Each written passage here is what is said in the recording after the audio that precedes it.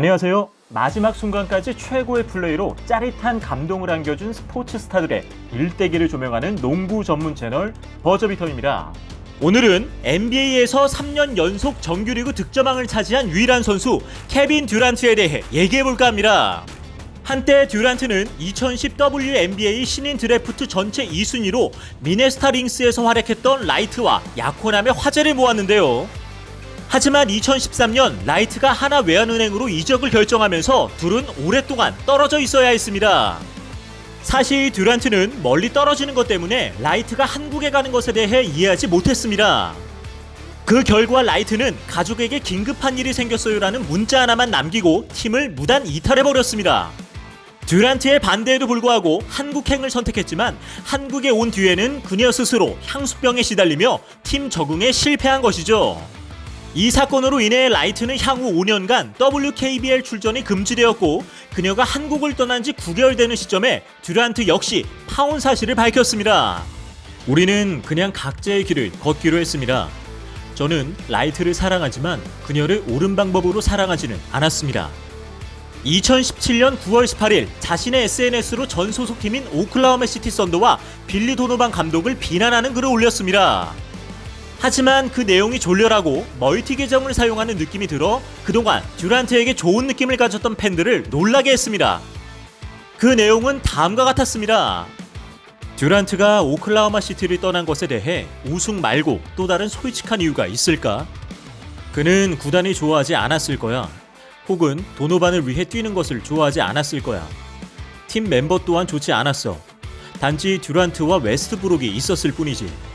러스가 팀을 떠난다고 생각해봐. 그들이 얼마나 나쁜 상황이었을까? 듀란트는 그런 쓰레기들을 데리고 우승할 수 없을 거야.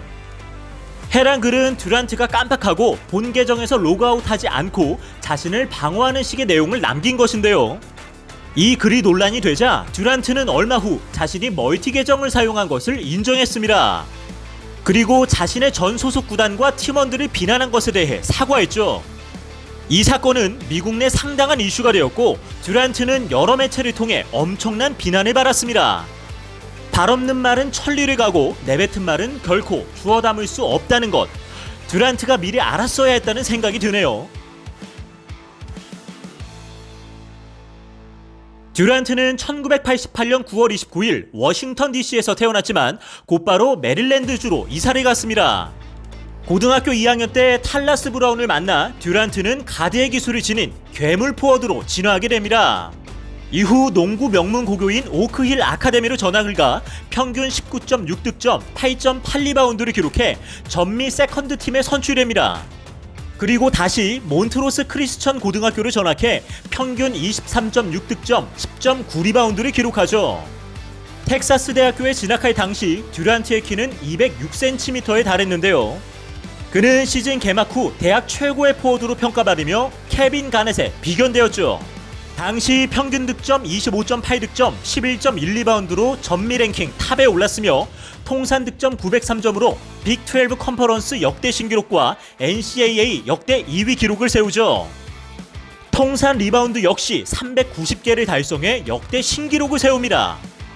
컨퍼런스 토너먼트 진출을 이끌며 캔자스 대학교와의 결승전에서 커리어 하이인 37득점을 기록했으나 연장전 접전 끝에 듀란트의 슛이 불발에 그치면서 역전에 실패하여 우승의 기회를 놓치고 맙니다. 그럼에도 불구하고 듀란트는 전미 농구 코치협회 최우수 선수상, 오스카 로버트스상 등을 차지했죠.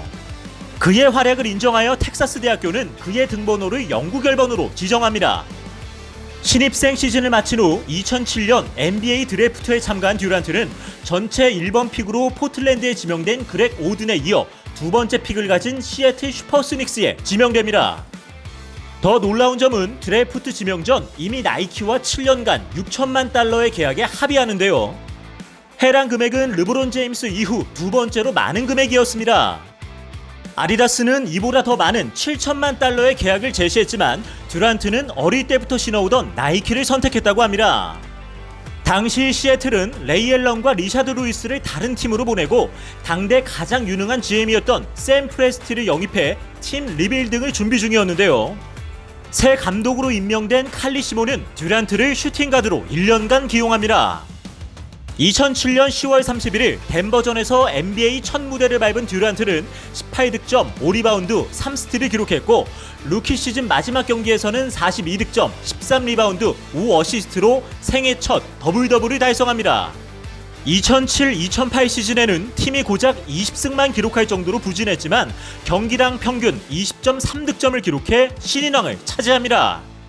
한편 듀란트는 득점 능력은 좋지만 팀 승리 기여도는 떨어지는 비효율적인 선수라는 평을 받다가 팀이 오클라호마 시티 썬더로 이전된 후 스캇 브룩스 감독에 의해 본래 포지션인 스몰 포워드로 복귀합니다.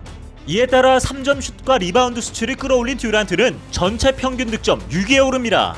그리고 루키 스포모어 챌린지에서 46득점을 기록하며 아말의 스파더마이어의 역대 최다 기록을 경신하죠.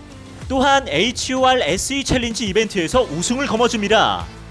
23승으로 부진했던 오클라호마 시티 썬더는 전체 세 번째로 제임스 하든을 지명하며 듀란트, 러셀, 그린, 트리오 체제를 구축하는데요.